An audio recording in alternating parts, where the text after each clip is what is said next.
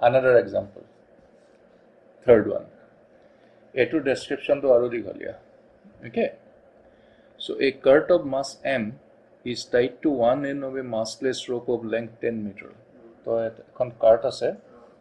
ropeor eta fale tak bani thoise tar length dia আছে 10 meters. The other end of the rope is in the hands of a man of mass m. Cart khonor mass capital M আর এইটো এজন মানুহৰ হাতত আছে মানুহজনৰ মাছটো হৈছে capital M সমান দুটা মাছ. Okay.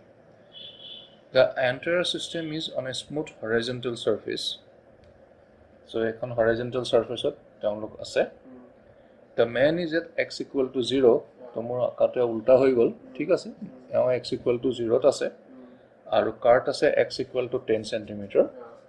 10 meters sorry. তো তেওঁলোকৰ মাজৰ distance to 10 meters. Okay. এতিয়া কৈছে the man pulls the cart by the rope. মানুহজনে rope-টো pull কৰি পেলাই কাৰ্টখন নিজৰ ফাললৈ টানিছে. The man in the cart will meet at the point. মানুহজন আৰু কাৰ্টখন ক'ত meet কৰিব. কাৰ্ট মানে যেহেতু অৱশ্যে ইয়াতে wheels-ও থাকিব ঠিক আছে সো কোনটো পইণ্টত তাহাঁতি meet কৰিব এটো কথা সুধিছে ইয়াত frictionless surface বুলি কৈছে horizontal surface তো মানুহজনে pull কৰিছে এটো আমি কেনেকৈ ভাবিম ক'ত গৈ পেলাই লগ হ'ব তো ইয়াতে যদি সোয়া আকৌ যেটো ফোৰ্সৰ কাৰণে কাৰ্টখন মুভ কৰিব সেই ফোৰ্সটো ইন্টাৰনেল নে এক্সটাৰনেল ইন্টাৰনেল ফোৰ্স যেহেতু ইন্টাৰনেল ফোৰ্স আৰু মানুহজনৰ ওপৰত বেলেগ ফোৰ্স আছে নে মানুহজনৰ ওপৰত কিবা ফোৰ্স আছে নে মানুহজনৰ ওপৰত ফোৰ্স গ্ৰেভিটেশনাল ফোৰ্স বাদ দিলো আমি মুভটো এফালে কৰিব তো মানুহজনৰ ওপৰত কিবা ফোৰ্স আছে নে কাৰ্টে মানুহজনক টানিব নিউটনৰ থাৰ্ড ল তো মানুহজনে যেতিয়া ৰপটো কাৰ্টক টানিব কাৰ্টেও মানুহজনক টানিব তো মানুহজনৰ ওপৰতো এটা ফোৰ্স আছে এটো ডাইৰেকশনত কাৰ্টৰ ওপৰত ফোৰ্স আছে এটো ডাইৰেকশনত এতিয়া এই দুইটা ফোৰ্স আমাৰ সিস্টেমৰ ওপৰত আছে তো এই দুইটা ফোৰ্স কিন্তু ইন্টাৰনেল ফোৰ্স হলে কি হ'ব সেন্টাৰ অফ মাছৰ এক্সেলাৰেশন কি হ'ব 0 মানুহজনে পুল কৰাৰ আগতে যেতিয়া প্ৰথম ৰৈ আছিল তেতিয়ালে দুইটা ৰেষ্টত আছিল কাৰ্ট আৰু মানুহজন গতিকে সেন্টাৰ অফ মাছ ক'ত আছিল ৰেষ্টত আছিল তো মানুহজনে যেতিয়া পুল কৰিব তেতিয়া কাৰ্টখন মুভ কৰিব এফালে তেতিয়া সেন্টাৰ অফ মাছৰ পজিশনটো চেঞ্জ হ'ব পাৰিবনে নোৱাৰে তাৰমানে সেন্টাৰ অফ মাছৰ যদি আগতে এখিনিত আছিল যেহেতু মাছ দুইটা সমান সো মিড পইণ্টত আছিল তো কাৰ্টখন যদি অকমান এফালে যায় মানুহজন ইয়াত থাকিলে তো সেন্টাৰ অফ মাছ এখিনি গুছি যাব মানে মানুহজনও অকমান আগবাঢ়ি আহিব পিছলি বুজি পাইছা তো যিমানে পুল কৰিব কাৰ্টখন যিমানে আগবাঢ়ি গৈ থাকিব মানুহজনো এফালে আগবাঢ়ি আহি থাকিব গতিকে কিয় কাৰণ সেন্টাৰ অফ মাছটো একে ঠাইতে থাকিব লাগিব তো আলটিমেটলি তেওঁলোকে ক'ত মিট কৰিব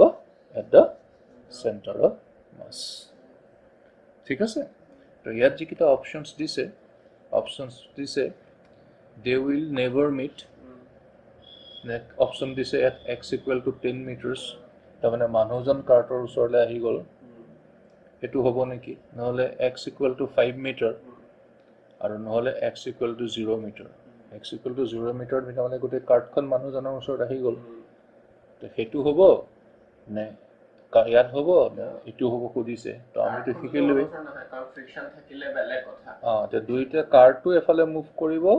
কাৰ্ট মানুহজনৰ ফালে মুভ কৰিব মানুহজন কাৰ্টৰ ফালে মুভ কৰিব কৈ আলটিমেটলি তেওঁলোকে সেন্টাৰ অফ মাছত মিট কৰিব সেন্টাৰ অফ মাছ ক'ত আছিল তাহাঁতৰ মিড পইণ্ট তাৰমানে x ইকুৱেল টু কিমান হ'ব 5 তো ইয়াত আমাৰ কাৰেক্ট অপচন হ'ব x ইকুৱেল টু 5 মিটাৰ তাৰমানে অপচন সি ঠিক আছে সো এনেকুৱা ধৰণৰ প্ৰবলেম বিলাক কৰিবৰ কাৰণে আমাক এই ফৰ্মুলাটো লাগে ঠিক আছে সো পৰীক্ষাত এটি মানে মনলৈ আহাটো ডাঙৰ কথা যে এইটো বস্তু ইউজ কৰিব লাগিব কাৰণ কি হ'ব এতিয়াতো মই এই টপিকটো শিকাই লৈ পেলাই একটা एग्जांपल লৈছো গতিকে আমাৰ মনত আহিছে যে এইটো বস্তু সকে এপ্লাই হ'ব কিন্তু পৰীক্ষাত যে এইটো মনত আহা নাহাটো আসলতে ডাঙৰ কথা সেইকাৰণে পঢ়ি লৈ পেলাই সদায় ভাবিব লাগিব সিস্টেম এটা আছে অবজেক্টস কেইটামান আছে তাৰ ভিতৰত সিস্টেমটো আছে সিস্টেমৰ ওপৰত যি মুভ কৰিব কিবা বস্তু তাৰ ওপৰত ফোৰ্স যেটো আছে এটো এক্সটাৰ্নাল নে ইন্টাৰনাল হেতু ওপৰত ডিসাইড কৰি পেলাই প্ৰসিড হ'ব তো তো এইটো কথা যদি মনত আহি যায় এনেকুৱা ধৰণৰ প্ৰব্লেমবিলাক দেখাত প্ৰথমতে বহুত ডিফিকাল্ট যেন লাগে আচলতে একেবাৰে ইজি এইবিলাক 20 সেকেন্ডছ 30 সেকেন্ডছত আনসাৰ হৈ যাব কাৰণ এক্সটাৰ্নেল ফোৰ্স 0 তো এক্সেলাৰেশ্যন 0 গতিকে চেণ্টাৰ অফ মাছ মুভ নকৰে আচলতে প্ৰব্লেমবিলাক ইজি প্ৰব্লেম স্পীডত কৰিব পাৰি যদি কথাটো মনলৈ আহে